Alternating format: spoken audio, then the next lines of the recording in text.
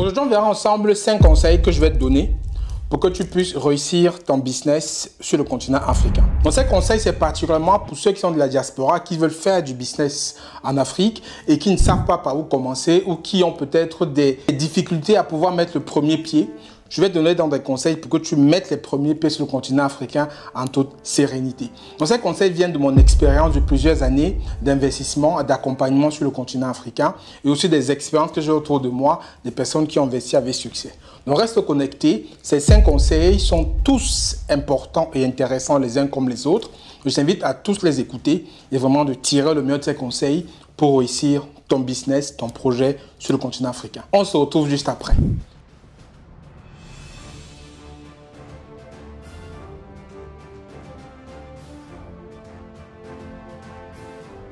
Bonjour à toi, je suis Franck Kenyé, bienvenue sur ma chaîne.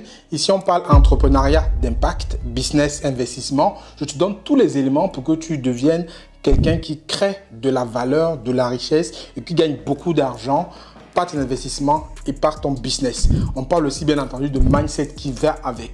Si toute cette thématique-là t'intéresse, je t'invite donc à me rejoindre comme plusieurs personnes, t'abonner à la chaîne en cliquant sur le bouton qui va s'afficher là et activer la cloche pour ne rien louper de ce qu'on va publier ici. Et aussi, il y a un cadeau pour toi, un spécial e-book que je te dévoile en fait les 7 secrets de Warren Buffett pour pouvoir réussir tes investissements. Donc, ce e-book est gratuit, il est en dessous de la vidéo et Warren Buffett, si tu ne le connais pas, c'est l'un des meilleurs investisseurs au monde.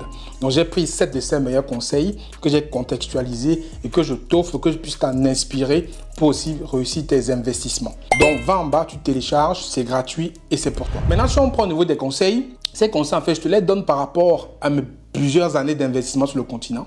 Il y a des business que j'ai fait qui n'ont pas marché. Il y a des business que je fais qui marchent. Et j'ai tiré mon expérience de tout ça pour établir les 5 conseils qu'on va voir ensemble. Et ça vient aussi des personnes que j'accompagne au quotidien, de ce que je vois sur le terrain qui marche. Je dévoile tout ça maintenant. Sans plus tarder, je donne le premier conseil. Donc, comme j'ai d'abord dit avant de détailler, c'est les conseils du point de vue de ceux qui ne vivent pas sur place. Donc, si tu es de la diaspora, ces conseils sont très intéressants pour toi. Donc, prends un stylo et tu notes. Le premier conseil, en fait, c'est qu'il faut penser d'abord à la mentalité. Et je vais te le découper en 3 aspects. D'abord, de 1, en termes de mentalité, il faut d'abord savoir quel impact tu veux avoir sur place. Parce que derrière, les mentalités locales sont très compliquées. L'environnement, c'est vrai que est hostile. L'environnement en Afrique, c'est un environnement qui est favorable à l'investissement, mais qui est assez hostile. Il y a des personnes qui sont des charognards, qui sont seulement là pour pouvoir bouffer ton argent et te mettre sur la paille.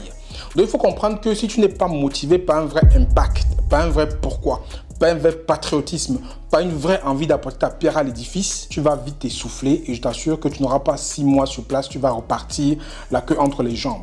Donc réfléchis bien à l'impact que tu vas apporter et bien aie vraiment envie de participer au développement de ton pays, de ton continent, pour pouvoir commencer vraiment à accepter cette mentalité que tu verras sur place. Deuxième point de la mentalité qu'il faut accepter, c'est que en termes de notion de travail, les personnes en Afrique n'ont pas la même notion de travail que nous on peut avoir qui sommes de la diaspora. En Afrique, quelqu'un peut passer 8 heures au travail, mais ce n'est pas 8 heures de travail. C'est-à-dire que ici, en Occident, quand tu prends un contrat payé à l'heure, on attend un livrable de toi. Et souvent, même quand tu ne respectes pas ton livrable, tu peux te faire chasser. En Afrique, ce n'est pas le cas. Les gens souvent peuvent venir au bureau, ils restent pendant 8 heures et ils ne travaillent que 30 minutes, mais ils sont là 8 heures. Et pour eux, ils ont été au travail. Donc, c'est à toi, en fait, de pouvoir contourner ça, de pouvoir établir des fiches de poste claires, des livrables, des objectifs, pour que chaque ressource que tu emploies sache ce que tu attends de lui au quotidien. Ceux qui vont comprendre et s'adapter, tu les gardes. Ceux qui ne comprendront pas, ne vont pas s'adapter, tu les chasses. C'est aussi simple que ça. Mais si tu ne fais rien, tu dis aux gens que viens travailler sans définir ce que tu attends de lui, c'est perdu. Tu vas le payer tous les jours, mais tu ne verras pas de résultats et de rendu à la fin du mois. Troisième aspect au niveau de la mentalité, c'est de l'excellence. On n'a pas le même niveau de qualité, le même niveau d'excellence. En Afrique, ils n'ont pas ce côté de la minutie, le sens du détail. Je prends un cas très simple. Je suis en train de faire un appartement meublé à Dakar. Je travaille avec des artisans qui sont en train de faire des meubles et tout ça, et faire des travaux dans l'appartement.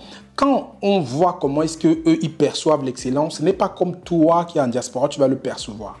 Donc, c'est à toi de l'expliquer à l'artisan. Je leur explique ce que j'attends. Je leur montre des exemples.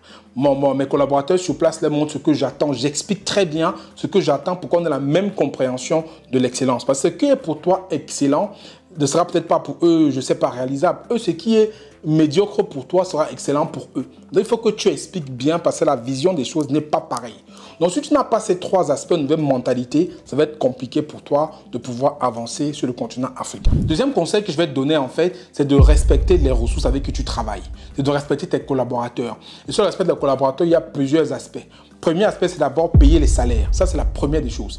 Quand tu prends des collaborateurs en Afrique, paye les salaires honnêtes, corrects. Et surtout, tant que tu peux, déclarer tes salariés pour qu'ils soient inscrits à la sécurité sociale de ton pays. Il faut payer les salaires parce que les gens derrière ne sont pas là pour connaître tes problèmes. Eux aussi, ils ont leurs problèmes. Si tu as pris des collaborateurs, il faut les payer. Quand tu es en Occident ici, quand tu travailles tout le mois, tu attends ton salaire. Donc, il faut que tu aies la même façon de fonctionner quand tu es sur place avec les gens que tu prends pour ton business. Parce que derrière, si les gens ne sont pas payés convenablement, ils seront moins motivés. Ils vont commencer à voir comment ils vont trouver des stratagèmes pour te piller, pour mal travailler et tu vas perdre ton capital. Donc, premier côté de respect, c'est de payer les salaires et de déclarer les personnes pour qu'ils puissent bénéficier des avantages sociaux de la sécurité sociale. Deuxième point par rapport aux collaborateurs, c'est de pouvoir bien les parler. Il ne faut pas se dire que les gens font ça sur place. Je veux aussi mal parler comme les gens font sur place. Non. Toi, tu es de la diaspora, tu dois avoir un impact, tu dois apprendre des choses différentes. Tu dois faire comprendre aux personnes qu'on peut travailler différemment. Donc, respecte-les, parle-leur bien. Vous voyez même, si possible. Essaie de leur faire comprendre que tu leur accordes une place d'importance. Je t'assure qu'ils vont te le rendre. Le troisième point, c'est de penser à leur évolution. Comment est-ce qu'ils vont évoluer dans la société? Quand tu prends quelqu'un, ce n'est pas pour qu'il reste au même point que tu l'as après quand il est venu chez toi. Il faut l'accompagner dans son évolution professionnelle pour que même s'il te quitte 2-3 ans après, qu'il puisse savoir quand même qu'il a appris les choses à tes côtés. Moi, je prends mon cas par exemple, moi j'ai des collaborateurs avec qui sont moi depuis 4 ans, 5 ans et j'ai su en fait que je pouvais compter sur eux quand il y a eu le Covid. Il y a eu le Covid, en fait, j'ai passé presque un an, plus d'un an sans aller au Cameroun, mais mes affaires n'ont pas souffert d'un seul iota. Ça a toujours continué à fonctionner. Parce que mes collaborateurs, je les ai impliqués, je prends bien soin d'eux et ils me le rendent très bien. Donc si tu veux vraiment faire des choses convenables, traite bien l'humain, il te traitera bien aussi. Bien sûr qu'il y a toujours des cons, hein, mais en majorité, il y a des personnes, quand tu les traites bien, ils te le rendent aussi correctement. Le troisième conseil, c'est maintenant de penser côté produit. Quand tu te lances sur le continent africain, réfléchis à ton projet, à ton positionnement. Parce qu'en fait, il y a plusieurs catégories de produits. Il y a des produits qui sont entrée de gamme, des produits qui sont bas de gamme, des produits qui sont haut de gamme, ce qu'on appelle le standing. Par exemple, l'appartement meublé que je fais au Dakar, je suis sur le standing, je suis sur le haut de gamme. Donc, il faut savoir comment tu te positionnes par rapport à la cible que tu vises. Mais souvent, n'arrive pas comme ça avec certains produits, que ce soit des formations, que ce soit des produits que tu vends au grand public. Tu vises tout de suite le haut de gamme. Moi, je l'ai fait parce qu'il y a un public que je vise et je sais qu'eux, ils pourront payer. Mais quand tu fais d'autres produits, il faut que tu aies au moins quelque chose qui va permettre à ce que les gens que tu vises en moyenne puissent payer. J'ai des formations, par exemple, que je fais sur place en Afrique que je vends à un certain niveau entrée de gamme parce que je sais qu'il y a la cible que je vise, que je veux transformer. On n'aura pas les moyens de payer une formation à un certain tarif. Donc, toi aussi, tu dois te poser la question par rapport à ce que tu vises, combien ils sont prêts à payer et combien tu es prêt à leur apporter comme valeur. N'arrive pas dessus, tu fais une formation ou un produit qui est pour un public moyen ou un public qui n'a pas d'argent et tu mets des tarifs qui ne sont pas accessibles. Tu ne vendras pas. Donc, réfléchis bien à ton positionnement par rapport à ton prix, par rapport à ta gamme de produits pour pouvoir bien te positionner si tu veux atteindre cette cible-là. Il faut que tu aies bien la correspondance entre ton produit et ton niveau de cible. Moi, il y a des formations que je fais, la cible que je vise, il y a un budget par rapport à ce qu'ils peuvent payer. Il y a des formations que d'autres aussi visent par rapport à ce qu'ils peuvent payer. Donc, chaque fois, il faut se positionner. Après, quand tu démarres, quand tu n'es peut-être pas connu ou que ton produit n'est pas encore reconnu, il faut commencer par une stratégie où tu vas d'abord te faire connaître et accepter ton produit avant de pouvoir augmenter les prix si tu veux. Mais ce niveau de gamme-là est très intéressant parce que beaucoup de personnes échouent souvent pour ça.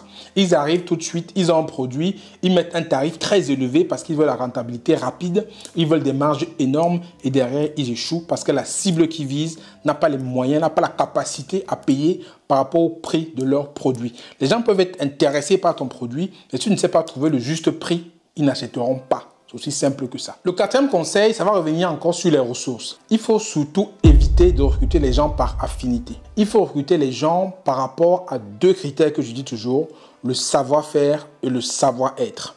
Et le savoir-faire se décline en quoi? Se décline en excellence, se décline en compétence, se décline en recherche de l'apprentissage. Il faut toujours que tu recrutes des personnes d'abord par le savoir-faire, qu'ils soient compétents. Et pour la compétence, tu peux la tester. Tu peux faire des tests d'embauche. Tu peux déposer des CV, tu peux chercher des CV dans des banques d'emploi et tu fais des testings pour être sûr que les gens que tu vas embaucher ont quand même la compétence et visent l'excellence. Moi, pour le solaire, c'est ce que je fais. Je fais passer des tests aux ingénieurs que je vais embaucher et je vois ce qu'ils valent avant de les embaucher. Et je n'embauche pas des personnes par affinité. que ce soit la famille, que ce soit le cousin, non.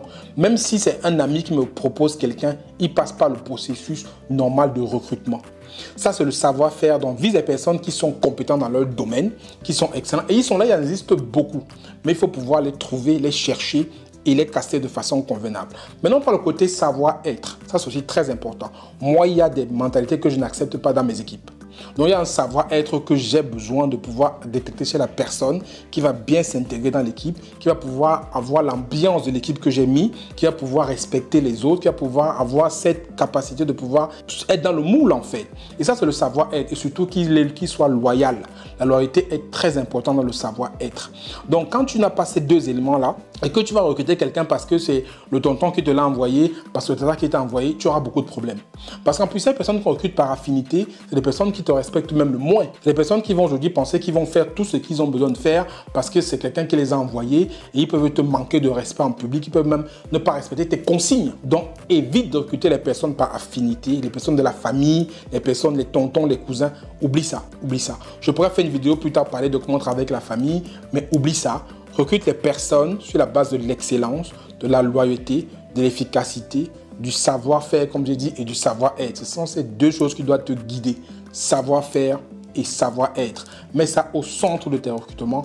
Tu verras que tu auras de bonnes personnes. Le cinquième et dernier conseil, c'est qu'il faut rester humble. Ne sois pas arrogant quand tu vas sur le continent africain investir. Même quand tu t'habilles, même quand tu vas avoir une voiture, même quand tu vas avoir n'importe quoi, ne sois pas arrogant. Sois humble. Retiens toujours que tu es venu pour faire du business, tu n'es pas venu pour te faire voir. Tu n'es pas à Punta Cana ou à Ibiza pour aller faire la fête, aller t'habiller comme un fêtard, rouler dans des grosses bagnoles. Non, tu n'es pas là pour ça. Tu es là pour faire travailler ton capital. Tu es là pour faire fructifier ton investissement. Donc, quand tu vas là-bas au Cameroun, au Sénégal, en Côte d'Ivoire, passer quelques temps pour pouvoir surveiller tes business, ne va pas tout de suite, tu n'as pas de voiture sur place, ne va pas louer un gros 4x4. Ne t'habille pas avec des trucs très chers. Ne va pas tous les soirs dépenser ton argent en boîte de nuit. Non. Cet argent que tu peux pouvoir dépenser comme ça de façon futile, c'est l'argent que tu peux mettre dans ton business pour monter ton capital. Donc, sois humble. Moi, quand je vais au Cameroun, quand on me voit, moi, souvent, je suis en polo comme ça. Hein, donc, je suis là comme les gens. On ne sait même pas que c'est moi qui suis responsable de la structure. Donc, sois humble et souvent, écoute les gens aussi. Écoute les gens, pose des questions, écoute les gens que tu vas rencontrer. Fais pas comme si tu es le sabitou.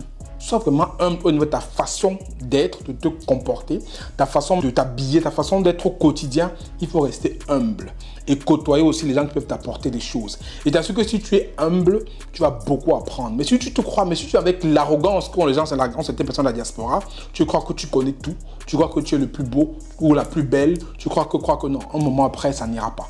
Donc, sois humble en cinquième conseil et tu verras que les retombées seront énormissimes. Donc, voilà 5 conseils que je t'ai donnés en fait pour pouvoir investir sur le continent africain. J'espère que ces conseils vont t'aider, toi aussi qui m'écoutes, à pouvoir démarrer ton business. Donc, s'il y a d'autres conseils que tu penses qu'on peut donner à la communauté, mets-le en commentaire, ce sera intéressant pour tout le monde. Et si la vidéo t'a plu, ce qui te reste à faire, c'est de liker, partager et commenter. Et bien entendu, t'abonner encore si ce n'est pas le cas. J'espère que la vidéo t'a intéressé. C'était Franck Kenyé. Et à la prochaine vidéo. D'ici là, prends soin de toi. Ciao, ciao.